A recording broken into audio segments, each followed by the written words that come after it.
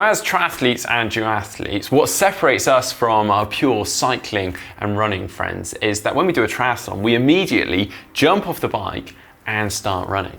And we're pretty proud of that. But here's a question for you. How many of you actually practice and train to run off the bike that often? Yeah, I'd imagine very few of you, right? And I get it, I understand it. There's a lot of faff and logistics involved with it.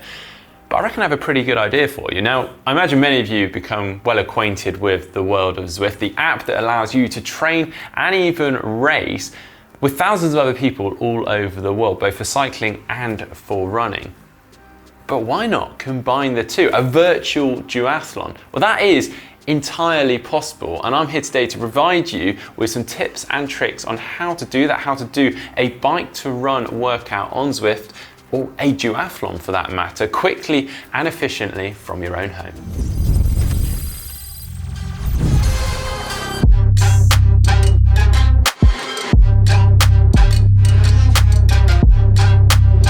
Okay, I have to admit, I do love training outdoors, but that still doesn't stop me from doing a large chunk of my training indoors. And the reason being, it's time efficient and focused. After a quick warm up, I can crack on with the main workout, focus on my pace, my power, and really get my head down and get the effort out.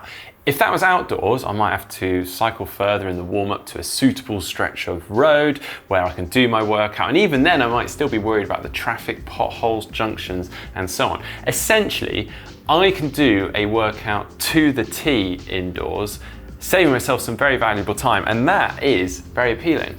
And to make this even more appealing, Zwift have upped the indoor training game considerably over the years. Long gone are the days of popping on cool runnings for the 150th time on your TV in front of you for entertainment whilst training. Now, you can literally cycle and run with thousands of people all over the world virtually. Now, I'm going to assume that most of you out there have sampled Zwift to some degree already, but have you combined its cycling functionality with its running functionality? Well, for us multi-sport athletes out there, this is really a perfect training tool. So allow me to share some tips and tricks on how you can use this.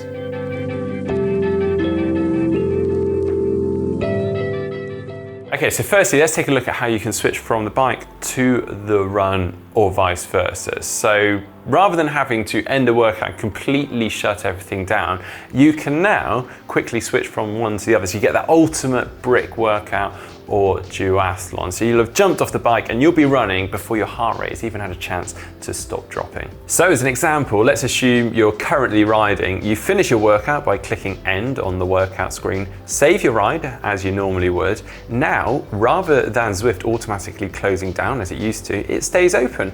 This allows you to click on the device status pairing section in the middle. Now you can quickly hit run on the top bar and connect to your running devices. And there we go, you're ready to go.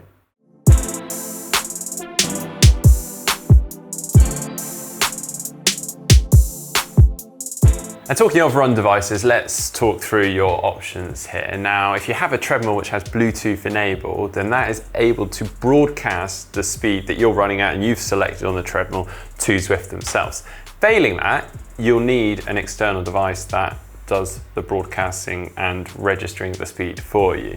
Now, good option for those that have a treadmill at home is something like this, the treadmill sensor. This is called Run. You can pick this up from Zwift themselves. And essentially, this detects strips on the belt of the treadmill passing underneath lasers on the bottom of the sensor. As I mentioned already, this is ideal if you've got your own treadmill. You can leave this basically fixed in place all the time. You don't have to worry about it. Another option, which is particularly useful if you're jumping onto different treadmills from time to time, perhaps going into the gym, is getting a foot pod like this. This just attaches to the laces of your shoe. This one in particular is again from Zwift themselves, relatively inexpensive, or you can get some slightly more expensive ones like the one from Stride that also measures power.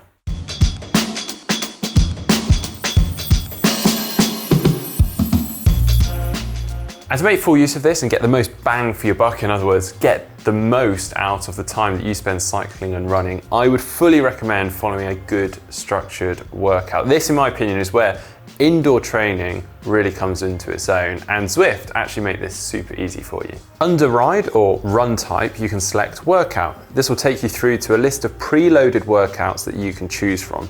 Using the Zwift Academy 2020 workouts as an example, a good taster for a first brick or duathlon workout could be something like the aerobic power bike workout into the threshold builder run workout. A very cheeky workout, all done within a little more than 90 minutes. A little tip here though, given that you will have just jumped off the bike and already be warmed up, is rather than having to go through the warm-up section of that run workout, you can actually skip through it and get into the meat of the workout, which is actually probably quite good training anyway, because you're getting off the bike with fatigued legs and getting straight into the workout. So getting a good simulation of running off the bike straight into the hard part. Now to do this, if you're using a tablet, an iPad, just need to tap on the screen to display the menu on the bottom, or if you're using a keyboard, just press the up arrow, again, just display the menu on the bottom. Then you just need to hit the forward icon to skip through the intervals and that warm up. If you're using the companion app alongside Zwift, so you've got that on your mobile phone, you just need to swipe from left to right on the intervals until you get to the part that you want to be at.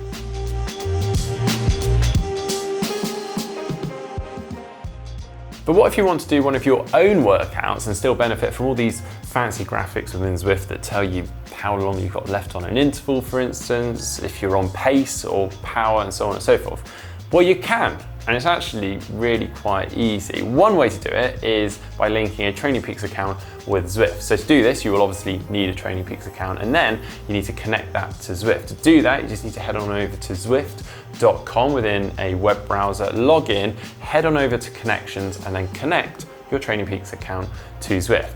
Then from within Training Peaks, you want to create a workout and use their workout builder. And you can get really quite fancy with this. You can designate the required power or pace for an interval. You can designate the cadence. You can even ramp effort. Or of course, you can just get a coach to do all of this for you. Then from within Zwift, you just need to hit the workout tab just before you go through to ride or to run. And then at the top of the workout list, you just need to select the Training Peaks Custom Workouts tab and display your workout. Note though, it will only be displayed on the designated day that is within Training Peaks. If you want to do that workout on a different day, you'll need to move it in Training Peaks or copy it in Training Peaks. If you don't have Training Peaks, however, don't worry, you can still create your own custom workouts. You'll need to do this within Zwift itself. So within that workout section, just go right down to the bottom, you can see or create your own workout. Click that, create your own workout. Currently though, this is only available for cycling and not running.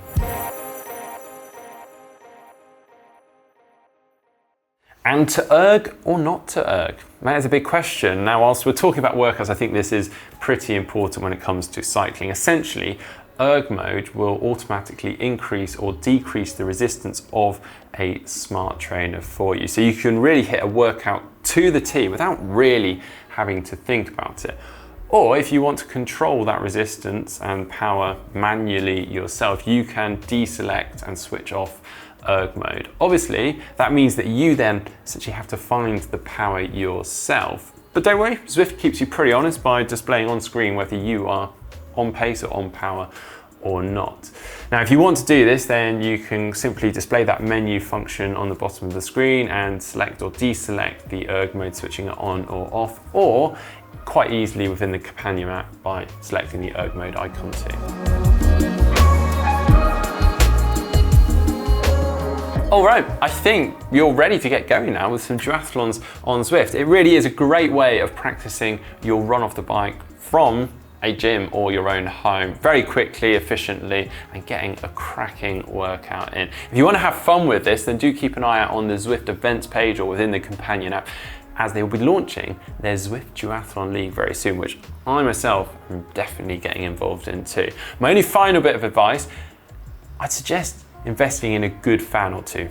It's pretty hard work and you're going to want that. Also, make sure you have some good fluid to hand ready to go. And also, have that companion app open and ready on your phone, so you can get involved in the chat whilst you're cycling on Zwift. It really is great fun. I hope you guys have enjoyed today's video. If so, please do give it a thumbs up, give it a like. If you have any questions, drop them in the comments section down below. And if you're not doing so already, give us a follow over on social media and subscribe just down below.